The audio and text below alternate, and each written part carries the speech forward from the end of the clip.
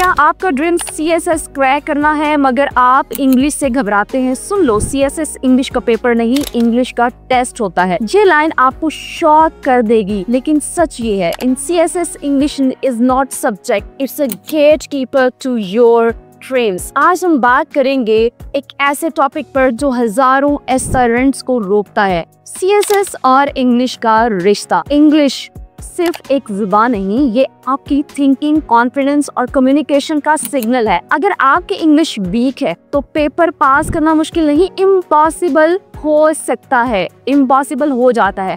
CSS کے ایسے اور پریسی پیپر دونوں انگلش میں ہوتے ہیں اور اسکورنگ بھی انہی پیپر میں ہوتی ہے، تو سمجھ جاؤ، even if you are intelligent but you can't express yourself in English، CSS کا انتظار نہیں کرے گا۔ ایسے میں ٹاپک سمجھنا، آرگیومنٹ بلڈ کرنا اور خود کو آرٹیکولیٹ کرنا سب کچھ انگلش پہ ڈیپینڈ کرتا ہے۔ یاد رکھو، English is not subject in CSS، it's a bridge to every subject. اپنی سوچ کو زندہ کرو، پریکٹس شروع کرو اور انگلش سے دوستی کرو۔ اپنے گولز کے لیے فائٹ کرو، because CSS isn't about being perfect, it's about being prepared and English is your strongest preparation tool۔ اور پھر آتا ہے انٹرویو۔ وہاں بھی آپ کے ایکسنٹ سے زیادہ آپ کی کلیئرٹی اور فلوئنسی دیکھی جاتی ہے، لیکن لوگ کہتے ہیں مجھے گرامر نہیں آتی، ووکیبلری کمزور ہے، میں رورل بیک گراؤنڈ سے ہوں۔ تو سنو، no one is born fluent in English، سب نے سیکھا ہے، آپ بھی سیکھیں اور سیکھ کر چھوٹا سا اسٹیپ لیں۔ ایک پیراگراف ڈیلی لکھو، انگلش نیوز سنو، ریڈ کرو، بولڈ بنو اور سب سے امپورٹنٹ، غلطیاں کرو مگر سیکھنا مت چھوڑو۔